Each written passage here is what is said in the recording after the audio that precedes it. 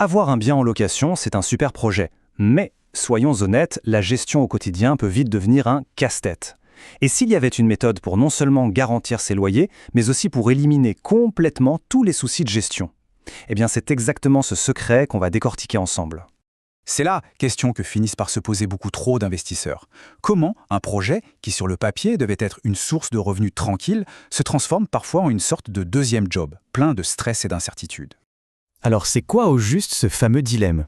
Plongeons un peu dans le vif du sujet. Parce que bien comprendre les défis, c'est la toute première étape pour trouver la bonne solution. Pour un bailleur, les nuits blanches tournent souvent autour de ces 4 angoisses. D'abord, bien sûr, les impayés, le cauchemar numéro 1. Ensuite, la peur de retrouver son appartement, son bien endommagé. Il y a aussi tout ce temps fou qu'on passe à gérer les petits et les gros pépins pour qu'au final, la rentabilité qu'on avait calculée, elle ne soit plus du tout au rendez-vous. Et voilà le résultat, cette transformation un peu triste. L'actif qui devait nous enrichir devient un poids, une source de préoccupation de tous les instants. Mais heureusement, il existe des alternatives pour complètement inverser la vapeur.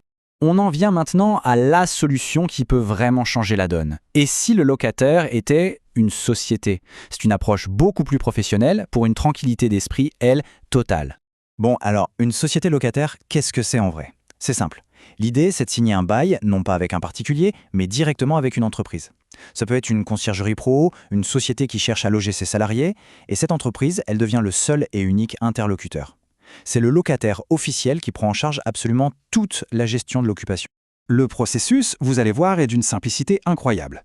D'abord, un seul bail à signer, directement avec la société. C'est tout.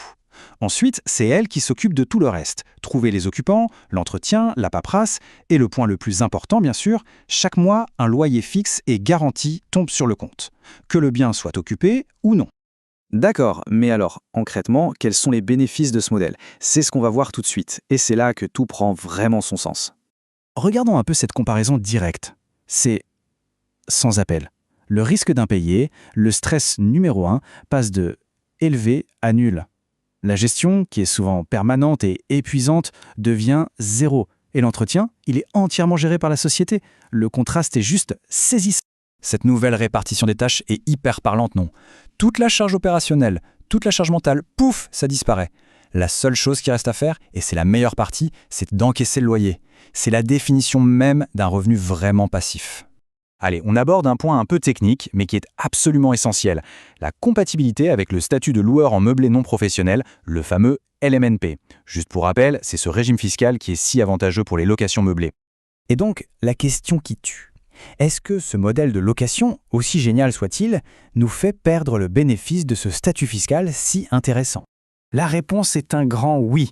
C'est une excellente nouvelle pour tous les investisseurs, mais attention, ce n'est pas automatique.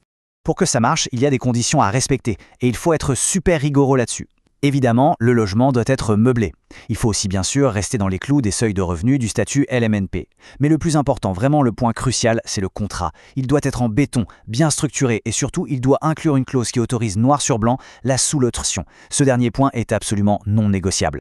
Allez, on passe maintenant au point de vigilance. Parce que pour que cette solution soit une vraie réussite, c'est fondamental de bien s'entourer et de bien sécuriser le partenariat. Voilà les 3 piliers de la sécurité. D'abord, on enquête sur la société partenaire, sa réputation, sa solidité financière, ses références.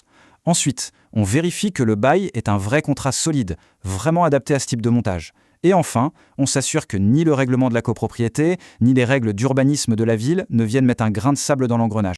Cette phrase, elle résume parfaitement toute la philosophie de la démarche. L'objectif de départ d'un investissement immobilier, c'est de générer des revenus, pas de devenir un super gestionnaire de crise à plein temps. Et voilà la transformation finale.